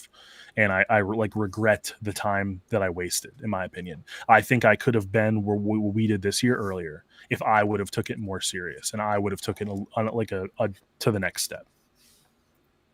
And like you said, you could see the pro people that took it serious this year and the rookies, and I think they did find success, and especially with how they, their teams were prepared, and like how crazy some of these incidents were, and then they were able to fix their car and come back out and do more, and I mean, how many times did Shelly was able to bring back her car after some crazy incident? I mean, she's lucky because she's got like a great team, and obviously Rudy there helping them out, but it's like you need that because you never know what's actually going to happen. No, you never know. I mean, look at like Colette and Shelly are just so good examples to keep bringing them up, but like Colette built an entire car in a very short time period, and that was a testament to the team she already had around her. Michael was in a position basically, like, I guess in my opinion, from an outside perspective, like kind of like one of the more important people in the team. He was able to step away from his day-to-day activities and literally fly from Vegas to Florida and work with Alberto and these and Victoria and Colette to kind of do this whole thing, and not only just do that, but like document it all and like vlog and make content around it, which only extends the period of what it takes to do something like that. So the people that surround us is pretty crazy. Having access to things is wild. Showing up in Utah and being able to hit up Brennan Greaves, my tuner and good friend, and him to remote in and adjust my tune for the elevation. Just all these little things, because if you don't do that, now you have to wait till Forrest can help you during practice, and also that means that you're driving your car around with probably like 5% more fuel than you should have, which means it just doesn't run at all. So there's just, I feel like if I kept like rambling, I would keep listing things that, and it's not meant to like scare anyone away from like running ProSpec. It's just that it's it kind of almost takes like we were running Pro-Am like it was a fun thing, and FD, you have to make it fun. Like you have to be competitive about it, but you have to make it fun. If you just like think FD is gonna just bend you over and suck it from the back, like it ain't gonna be like that. Like you just Good way to put it. yeah, it's just you really gotta you have to find your slot in FD. You have to figure out what about it makes you happy. Are you someone like Jerry who you have like crazy charisma and you can build a program about like around your personality and around like the people around you and have fun doing that and have success on social media while you're progressing as a driver? Are you someone who is going to be a little bit closed off, or a little bit of a mysterious person like Dimitri, but just absolutely make people like eat their words on the track? Like there's not just one way to do it. You can approach it in a bunch of different ways. I mean, look at like Colette. Colette could have had, she had an amazing year, but she could have had a terrible year, but created content around that still built her program up. Like there's just so many different ways to look at how many years Rad Dan has been in FD. I mean, Rad Dan is like, he's just he's a household name in like the Formula Drift paddock, but that was because he made his own path and made his own program and built around that. And obviously Dan is so close to like getting achieving like the results that I think that he's capable of. But honestly, whether he finishes well or not, he still has his fan base, he still has his support, he has his social media, and he was able like to build that up. And a business that is being very well, what's the word? It's promoted in FD, or very well used. Lots of people use this stuff. Yeah, if you have a 2J in the FD paddock, you have Rad Industries parts, 100%. So yeah, it's definitely, the proof is in the pudding for sure. So I think that's maybe a side factor, and I think it's something that I'm still figuring out. I think I've dipped my toes in almost everything, starting a business through it with the print stuff, doing social media, doing YouTube. And honestly, this is an active mistake that I'm making, is I've never like fully committed to any of it and made any of it something. I've been kind of forced to, gain like fans and support through driving, which I think is cool. But I definitely, and the style of the car, I think the style of the car has pushed me like a little bit for sure. But gotcha. We did get a question from Amjas11. Would Arrive and Drive be that much fun compared to privateering with homies? I think so. I mean, I think if you could form a program around Arrive and Drive and something that made sense, I feel like an Arrive and Drive fits well around, like, if you don't have like a team, like let's say you have the funding and stuff, but not everyone has the knowledge like to build a car, to pay someone to build a car, to pay MA Motorsports, or to hire people, or to bring in spotters or set up people. And Arrive and Drive can be like a huge jump. Sorry, Herbie, go ahead. They don't know who to even talk to. Yeah, 100%. I mean, look at Ben Hobson. He's a great example. He was a good driver he was literally with the homies. He was the definition of drifting with the homies. He was super cool dude. Literally blared just King Von, anything he could in the pits. I mean, just get hyped through like the radio. But his car that's now like his practice car or whatever, I guess not with RTR, but his S14 that he still has, that car weighed like 3,400 pounds. He had power steering issues like almost every single round. It's the reason why he didn't make it in St. Louis. And he also didn't have like a ton of setup knowledge. He just ran air pressure at like 8 PSI and hoped that it didn't DB. He's just a flipping driver. Like, it's crazy. He then hopped into Odie's setup, and all of that, like all the stars aligned. He had a good setup car. He had power when he needed it. And obviously, again, look what happened. He absolutely decimated basically ProSpec for a year. So that's like, I think there's a lot of scenarios where Arrive and Drive can like benefit really well. Yeah. And another thing I guess people don't think about is like like possible drama that happens with friends when you're competing, or and like like I don't know how to explain this, but just like the ups and downs of a season can really be strenuous on friendships as well, and kind of that side of it as well. I mean, we hear stories all the time about teams breaking up and people leaving teams and people not treating other people very well, and because there's a lot of emotion that goes on, and sometimes it's better for your friends to be friends, and they're not like maybe the result of a pretty serious mistake or something that costs you a lot of money or something too. Yeah, no, I get that. I've been I'm friends with everyone who's ever been on my team. But I did have an incident. We're in Atlanta, and if anyone who's installed quick change gears, big gear goes on top for like your standard ratio. I did have a scenario where I went down the hill in fourth gear with 160-mile wheel speed and actually drifted up the hill. Pretty crazy. Car felt fast. But yeah, dumb stuff like that. And then also there's like and it's not always revolves around something bad. You pretty much know my entire lifetime of teams, or like my team. You also know like that it stems from like Cory Misko and Brendan and them coming to help at FD. Like, it is, even if I'm like not paying them, if they're just helping out, even if they're getting some little bit of some business out of whatever, like people who run their own business and stuff, every time that they're away, it's basically costing them money like indirectly. So yeah, there's definitely like there has to be like a mutual respect thing, but that does mean that there is something there. If you go to an event and you have your friends who took off work, took PTO to go to the event, and you suck, like it's hard to not be a little bummed, like in general.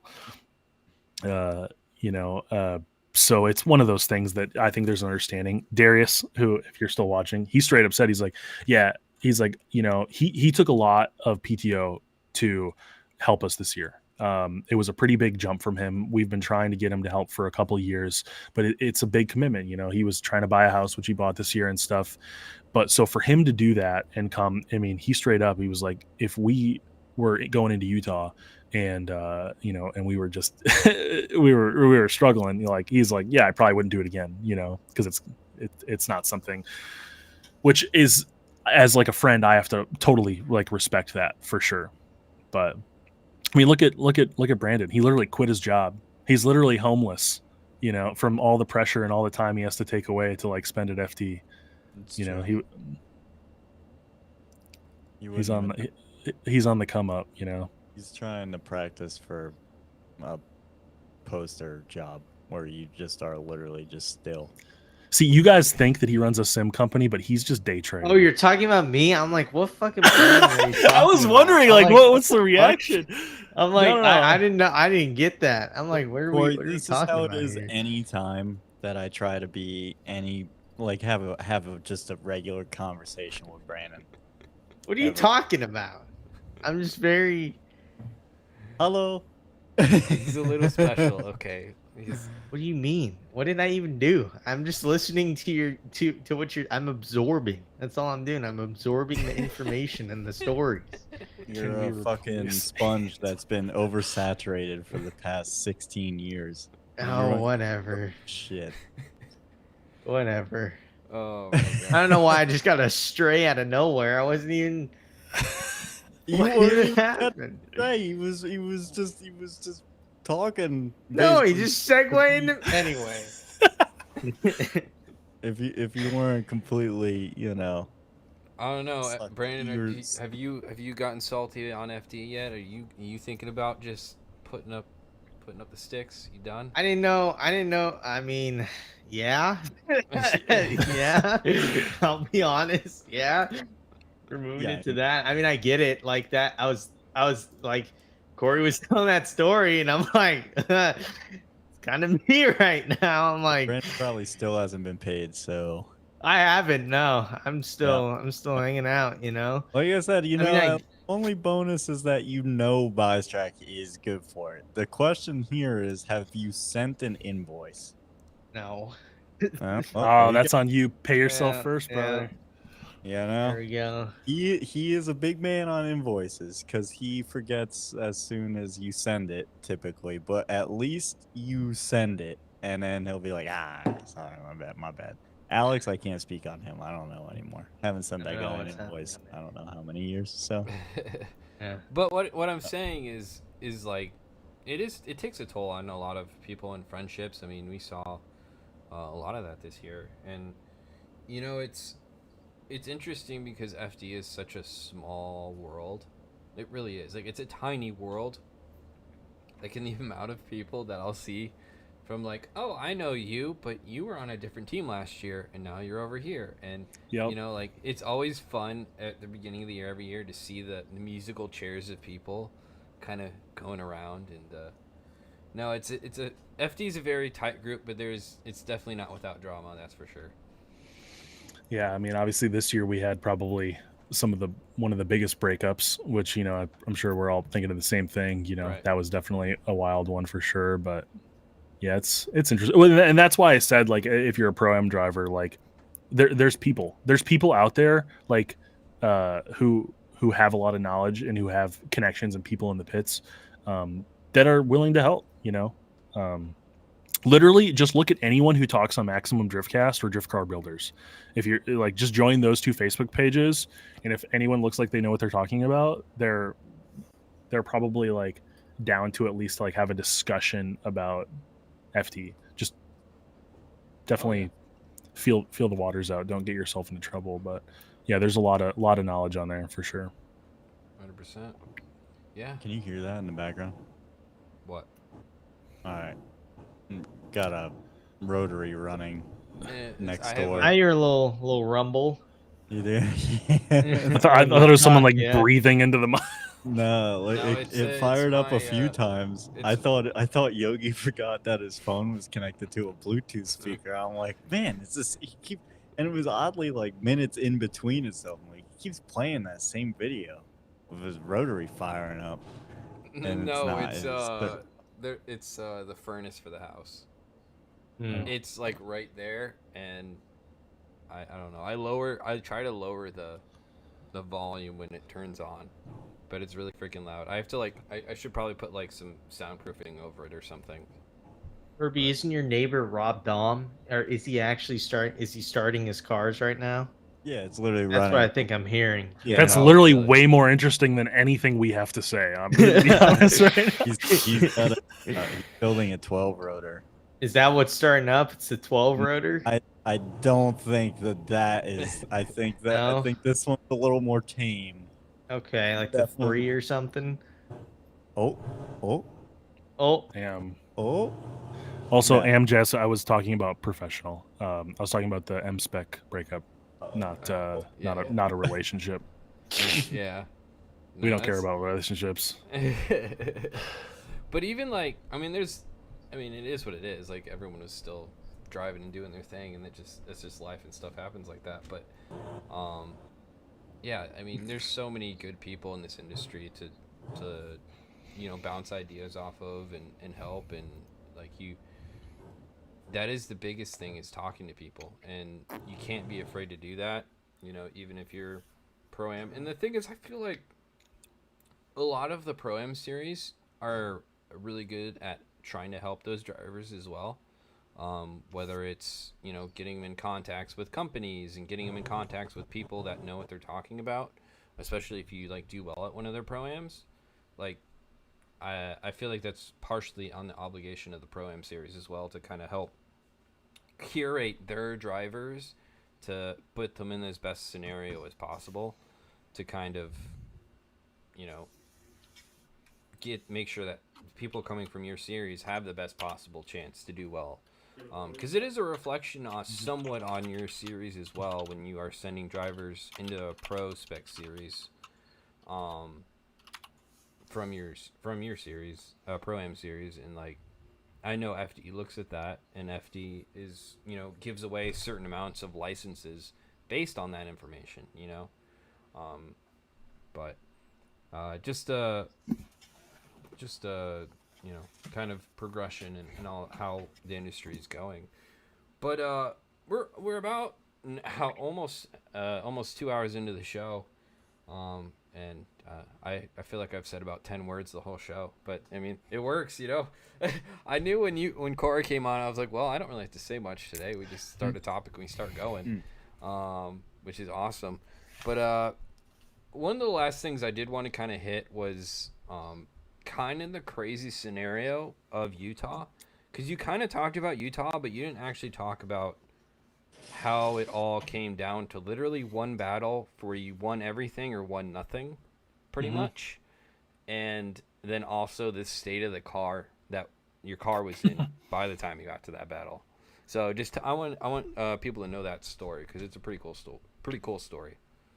Yeah, we came into Utah. Basically, coming into it, we were, I think, we were fifth in points. Yeah, I think we were fifth in points, which was really like on the cusp. You know, my dad and I talked about, like, he did a little bit of math and was like, look, you could get passed, you know, by like Jerry and Colette and like Colin Slinsky if they like go crazy and win the event.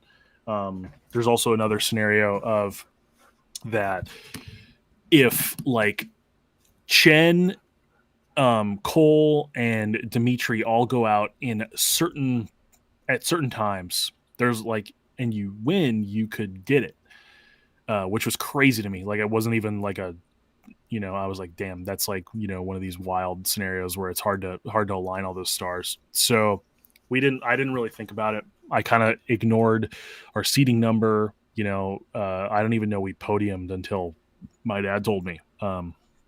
I basically just tuned it all out. I was like, one battle at a time, you know, not going to try to overwhelm myself, because I get like, I stress myself out. I overthink things way too deep. So I was just like, kind of clear mind, make our practice runs. You know, we did rip our drive shaft in half, which that it sounds like wild and it was pretty crazy, but it you know, we have a good team. We have spares. We fixed it. We put it back together. It did completely destroy my exhaust, but luckily Jelani was able to, you know, Jelani and the team was able to fix it, and we just shortened it a little bit. But we had our 32 battle. It was against Chris Leonard. That was a pretty good one. I think that track, because usually his driving is super wide, sweepy, like bro line. I think he was just a little bit low on gearing or something. So his you know, when you're really close on gear, like wheel speed to like vehicle speed, the car gets like really twitchy because you don't have a lot of pedal to like fix certain things. So that was it was a clean battle. Just pretty much won by proximity. So that was sweet. That was a huge weight off my shoulders, you know, because I was like, sweet, 2 years, all top 16. Let's go. And I believe then that's when we saw like Cole get knocked out. And I was like, what, bro? Like, this is crazy. Like, Cole just got off of 2 podiums, you know, dude has been killing it. And that that last outer zone was just eating people up, man. Like, I was definitely playing a little bit safe with it because I was really, really nervous about that. You know, there was like, I think my battle against Amanda, I like dipped onto the access road and was able to save it like off the chase, but it was like still like kind of messy. I thought we threw it all away going into 16. Was chasing Brian Wills, threw it in. Okay, proximity, was like semi okay with it, car and a half back, drove up to him. He missed, like, he was super shallow in OZ2, which we talked about in the drivers meeting, like very heavily, that like if you're in the chase and you're in like an okay position behind them and they are super shallow, it basically means that you're in the smoke from OZ2 till the entry of 3. Like, and there's almost like no way to avoid it. I'm trying to look at like the cones they had on the left hand side. I'm looking at like anything, but he was like 2 feet under OZ2, and I was like completely lost. I literally had zero vision. Basically went to transition, sent the car, and like, I don't know, had like a hiccup in like my vision and thought that I was like closing on him really fast, and I pumped foot brake and it washed the car out. And I basically went off the track, and I was like, I literally came over the radio immediately. I was like, sorry guys, just threw it away.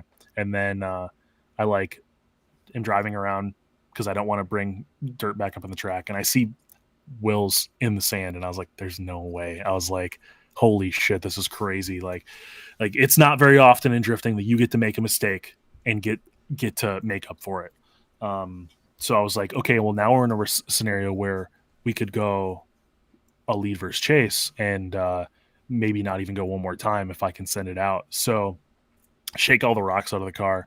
Luckily, where I went off, it was not bad at all. Like in OZ3, the middle was like a huge steep thing, but I went off before the zone even started, so it was negligible. It was fine, and I laid down a really good lead and just put a gap on Will's. You know, I didn't spend any time trying to run away. We just put so much pace in the car that I was able to drive it, and we won the battle without having to do it one more time.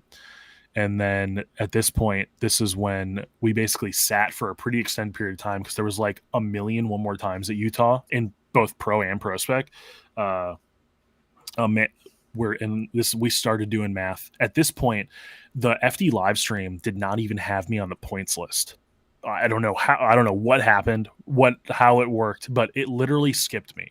It went from Buchanan to Jerry Johnson. And then there was just no Cory Talaska. So I like put it in the Discord. I was like, yo, like, hello, what's going on here? Can we fix this? And that's when, because obviously like Jared and Sopa are looking at like the live stream data. Like that's what they have for data. And so they didn't even know like I was in the contention. And then all of a sudden now like Cody and I were like, oh, wait, like Cory's almost in the same position Cody is. He's just like 10 points back from Cody. So again, we still had Nate in there, still Dimitri. So it was kind of like a reach. Nate had the one more time with Amanda, sent it off track. Crazy scenario. Nate gets knocked out, but he's like still in a decent position for obviously top 3. So now we realized that the fight was going to be for first or nothing. This was kind of like that turning point. So that's where this got a little tricky with Cody and I. You know, Colin took out Dimitri, which again, it was another scenario where Dimitri, you know, took out himself, but Colin just was consistent. He made his run, and that's how you win. So yeah, when we got into that, I like didn't even know really what to think. You know, we've in all of my previous every single thing I've ever raced in my entire life since I've been racing since I was 4, snowmobiles, go-karts, all the circle track racing we've done, we've always won championships or been in contention. So this was like huge to go from sucking like for years in ProSpec to have the chance to send this home. And it was really annoying that it was first or nothing. If it was like first or top 3, I think I would have still feel a lot differently about it, but I was like, all right, it's battle against Cody. Like you just can't mess up. Like I know we can win. Keep in mind this entire progression, obviously this vibration that I kept feeling throughout the entire day has gotten a lot worse. Against Amanda was the first time that I felt the handbrake not work to full capacity. Basically I pulled handbrake going into 4, and it like pulled back like triple what it usually pulls back, and it's still locked up, but it was like a lot.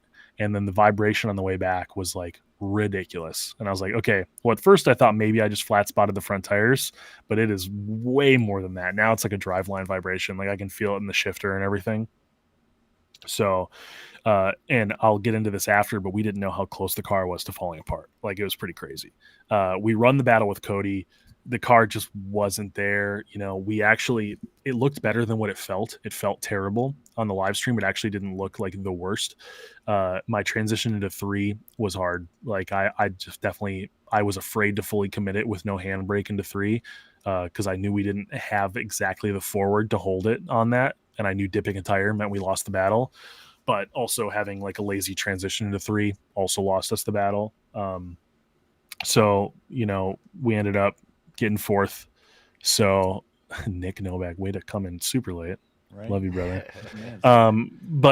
Yeah, we got the 4th. Obviously we still got on the podium, which our goal for the season was a podium, to get, let alone a win, but 2 podiums and even 4th in the championship was pretty nuts. And to be approached by Ryan Sage after, saying that even like he thought it was crazy for someone to basically, he did offer me the chance to petition into pro, which is still something we're possibly like navigating, but that's something that I want to be really ready for that. So that's probably not something I'm going to do next year, but I'm you know, unless something crazy happens in the next couple months that I'm working on. But he was like, the fact that you were battling for a championship and didn't even get top 3, he's like, well, if you're in the running for a championship, it puts you in like that box. You know, you checked enough boxes to if you, with one battle, you have the chance to literally stand on top of the box and lock it in. You know, it just kind of, it fell a certain way in his mind where he thought that. So that was pretty cool, honestly. That I know we didn't get the top 3 and didn't get to take home a cup and do all kinds of stuff like that, but there was like a level of respect, and like, I guess I could say validation that I felt, knowing that we've definitely climbed. We've climbed a lot from where we've been at, and I hope that we can keep up that consistency. So that's the plan. But as far as the car goes, the car definitely saw a lot. You know, I knew the reverse didn't work, so I kind of had a hunch that like a shift fork broke or something, because everything else worked fine. And then going into obviously the vibration was pretty gnarly, where even driving the car from the grid to the top 3 like ceremony, I drove like 10 miles an hour, and FD is trying to get me to like hurry, and I'm like, I can't. The car is literally like freaking out. We get the car home on the lifted up, 2 transmission bolts missing, multiple axle bolts missing, 1 bolt left in the transmission mount into the car, 1 bolt left into the transmission from the transmission mount, shift fork gone, reverse gone, first and second dog rings and gears pretty much almost gone. The case of the Samsonis got a little like gnarled up, and then we're having like the shafts magnaflux just to make sure there's no damage. Luckily the diff, the quick change, was fully okay. But honestly, if I would have won the Cody battle, would have been the sickest thing ever. But there's a chance that battle against Colin would have completely taken out the trans. So it was like such a fine line. The fact that we lost that battle, again, I would have picked to win the battle. We probably would have broke like 10 to 12 grand worth of stuff if I would have run the next battle. Damn. Wow, that's crazy. It was an omen in a terrible way. Just a wild scenario. Yeah. You know, and it's crazy because it's unfortunate, one, because you didn't have a straight up battle, unfortunately, with Cody for the championship. Like that was probably obviously pretty frustrating. But I mean, and like Ryan said, like, you were literally 1 battle away from either winning a championship or getting pretty much nothing. And it was like, it was such one of the craziest scenarios that I've seen play out in an FD, final round of FD. I mean, we've had some close battles in FD that I can remember in the past, but we've never had a championship decided on the battle between the 2 people that I can think of. I asked a bunch of people, and I don't think that's ever been the case. Yeah, which is, you know, it's crazy. And the one thing I was really bummed about FD about was I was really hoping they'd bring both your cars down to the whatever area to pick the winner, because it was like, for the top 4 battle. Yeah, because it was like, well, this is for all the marbles, might as well bring them out here and you guys do a little celebration. Obviously your car would have broke or not been able to do the celebration, but I mean, I didn't know that at the time, but like, that's what I was like, it would have been kind of cool to, you know, do a little mini celebration, because when in Irwindale, whenever the winner wins, like whenever Dean won his championship, they'd give him a second to go do like a little burnout celebration, you know, and whatnot for the competition or whatever. So I was like, man, I wish they would have done something like that. It would have made a lot of sense. Instead, they picked the winner of the championship, and they did it for pro as well, up where no one is. Yeah, literally no one was there. It's okay. We had Max there, which I don't know if you guys saw in the live stream, but Cody and I's height over Max with whatever the camera angle was and a little bit of like wide angle was insanely hilarious. That's pretty great. But I mean, what was Max saying to you guys up there? Like, obviously it was like, it had to be one of the most nervous waits, you know, that you've ever had. up there. Yeah, it was pretty. I mean, I knew the outcome in my head. There wasn't even like a, oh, maybe there's a chance kind of thing in my head. Yeah. So, I congratulated Cody, and obviously, we honestly didn't talk like a ton. Max was just kind of chilling, waiting for an answer, while we stand there, because I was obviously a huge call. But yeah, I told Cody, I was like, dude, good job. Cody, I've said this from the start. At the banquet, Cody called me out and basically said that I was like his first friend in FD. It is true. Cody and I have basically been friends since we pitted next to each other in Hot Grid in Atlanta from the first, like, his rookie year, and we've been good friends since. And he's made friends with like our team and stuff, and it's been great. But it was one of those things where I was like, felt an overly rush of disappointment. Definitely stoked for him and proud for him, because his consistency is deserved, and he deserves to stay on top of that box. But yeah, it was definitely, I was, for like 48 hours after that battle, I definitely was like filled with like so much like regret, and like, all, man, I just needed to do better in that battle. Like, I wonder if something I could have done differently. Maybe I could have, because I'm inline break when I went to go transition, if I would have just, so basically me running through my head of all the things I could have done differently started there when I was standing there with Cody before they even announced, because I kind of knew already the decision. Because it's hard to be this consistent, as much as, like, we have full intention of doing the same thing next year, to a higher level, but there's no chance, there's no guarantee of that. Obviously we want to create that opportunity for ourselves, but it doesn't take much car failure, little hiccup, small mistake to take you out of that, and you're not in that situation. So I was trying to capitalize, obviously, on a very rare opportunity of the stars align. I could definitely say, like, oh, it's okay, a friend won, whatever, I'm still happy with fourth. But no, to be truthfully honest, it was like tough. I was like, damn. Yeah. It almost didn't feel like a win at all to stand on third. But, afterwards, I was definitely... That was a fun event, honestly. One of my favorite ProSpec rounds I've ever been to, because of the drama that unfolded was absolutely insane. Yeah, it was pretty crazy. Yeah, we hit the 2-hour mark. No problem, honestly. It was like I said, I have hardly said anything. But Herbie, Brandon, any final thoughts? More from you, so it's okay.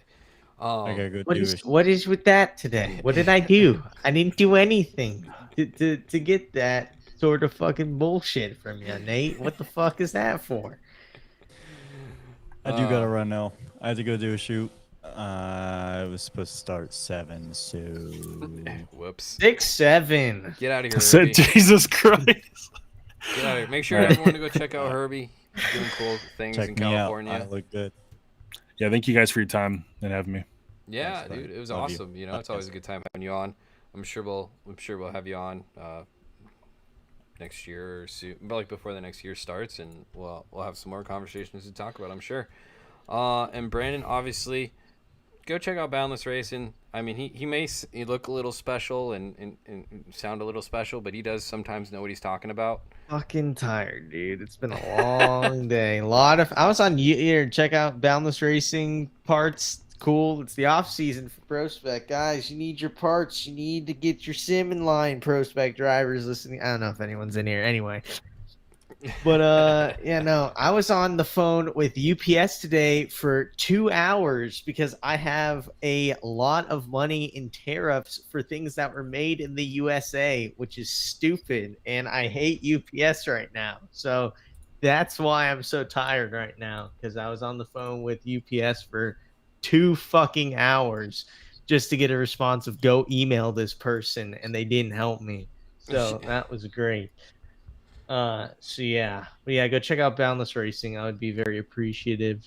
I have a lot of leftover stuff, so follow me there. I'm going to be posting stuff for sale, stuff that I just have, and you may want my stuff that I don't want, so go check that out for sure. Awesome. And Cory, where can people find out more information if they want to support the program for next year? Yeah, as usual, it's just Cory Talaska, all just one word for pretty much all socials across the board, and Talaska Racing for merch. Oh yeah, So That's what's up. that's dig the it. play. Yeah, I'm following him. You guys should follow him too. He makes great Yeah, stuff. Great yeah. Follow stuff. me. Great vids. He does. He Good gets good stuff. footage too. I will say that. No, I did great footage. Nate, you're gonna like my reel tomorrow. let's My go. it finished exporting. It's a Hilarious. horizontal video, you know. Yeah, it's pretty fun. Yeah, we were before the show. We were talking about some fun new Instagram trends and what's trendy now, and apparently seeing a tiny piece of the video is now the new trend of horizontal video, which I'm like, okay, but people do what they want. It's fine. It's all good. It's Yeah, just a little you're gonna have to different. tell me what resolution to export that in because I want to make one too. It's more of an aspect ratio, not necessarily a resolution. And an aspect ratio is like 1/100. I have no idea. Like, it's like 1 inch and then 100 inches wide. I'm like, okay, Nice. but Yeah, it's wild. yeah. Thanks, Tim. If you want, I saw you asked a question about Oh, how sure. to compete with on like a low budget grassroots and stuff like that, and make the car better. And I could give you a simple. You could hit me up on Instagram, and I could talk to you more about it. But in reality, it's kind of like the sad truth of like just sacrifice as like the driver, the driver and the team owner more so than like the team around him. But yeah, make sacrifices where you can, be comparative, think about like dumb little things, not that I'm going to tell anyone how to budget their life, but buying coffee, breakfast, all kinds of random stuff, it goes a long way. How you treat your life on a daily basis affects what you're going to be able to do in drifting, especially if you want it to be more than a hobby. 100%. Can't say it better myself. And if you guys like the stream, always appreciate a like and some subscribe. We have actually, I'm working on a bunch of side content at the moment that will be coming out in October. And I will be getting back on the YouTube grind. Obviously, I've been doing this live stream every week, but I am going to be doing a bunch of other things as well on YouTube, trying a bunch of different stuff for the winter. And we'll see how it goes. We'll see what people like and kind of go from there. But again, thank you guys for checking it out. We're going to go ahead